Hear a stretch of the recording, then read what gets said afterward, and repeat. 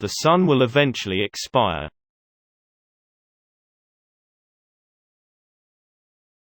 And the Sun runs to its resting place. That is the decree of the Almighty, the All-Knowing. Quran 36:38.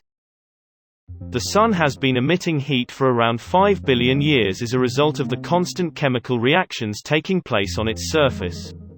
At a moment determined by Allah in the future, these reactions will eventually come to an end, and the Sun will lose all its energy and finally go out. In that context, the above verse may be a reference to the Sun's energy one day coming to an end. The Arabic word limustakaran in the verse refers to a particular place or time. The word tajri, translated as runs, bears such meanings as to move, to act swiftly, to move about, to flow. It appears from the meanings of the words that the Sun will continue in its course in time and space, but that this motion will continue until a specific, predetermined time. The verse "when the Sun is compacted in blackness" in Surat at-Takwir, verse number 1, which appears in descriptions of doomsday, tells us that such a time will be coming. The specific timing is known only to Allah. The Arabic word takdiru, translated as decree in the verse, includes such meanings as to appoint, to determine the destiny of something, to measure. By this expression in verse 38 of Surah Yasin, we are told that the lifespan of the Sun is limited to a specific period, one ordained by Allah. Other verses of the Quran on the subject read, "He makes night merge into day and day merge into night, and He has made the Sun and Moon subservient, each one running until a specified time. That is Allah, your Lord. The kingdom is His. Those you call on besides Him have no power over even the smallest speck." Quran 35:13. He created the heavens and the earth with truth. He wraps the night around the day and wraps the day around the night, and has made the Sun and Moon subservient, each one running for a specified term. Is He not indeed the Almighty, the endlessly forgiving? Quran 39:5. The use of the word musamman in the above verses shows that the lifespan of the Sun will run for a specified term.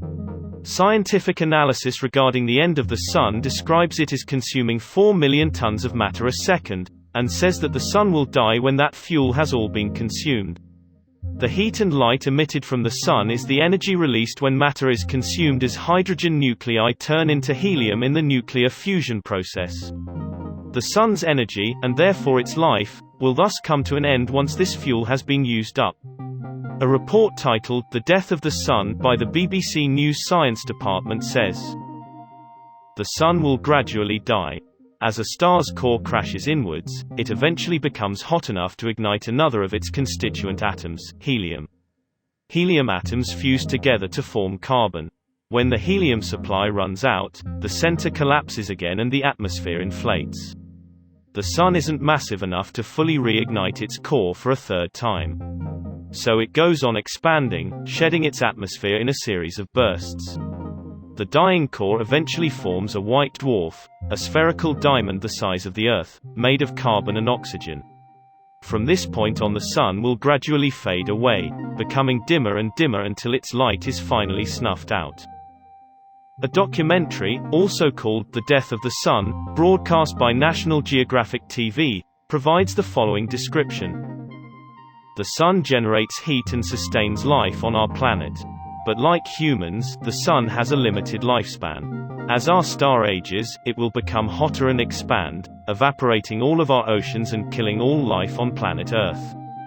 The Sun will get hotter as it ages and burns fuel faster. Temperatures will increase, eventually wiping out animal life, evaporating our oceans and killing all plant life. The Sun will swell and become a red giant star, swallowing up the nearest planets. Its gravitational pull will lessen and perhaps allow Earth to escape. By the end, it will shrink into a white dwarf star, emitting a weak glow for hundreds of billions of years." Scientists have only recently unraveled the structure of the Sun and discovered what goes on inside it. Before that, nobody knew how the Sun obtained its energy or how it emitted heat and light. The way that such a giant mass of energy would one day consume all its energy and expire was revealed 1,400 years ago in the Quran, shows the presence of a sublime knowledge. That knowledge belongs to our Lord, whose knowledge enfolds all things. Bismillahir-Rahmanir-Rahim. And the sun runs to its resting place. That is the decree of the Almighty, the All-Knowing.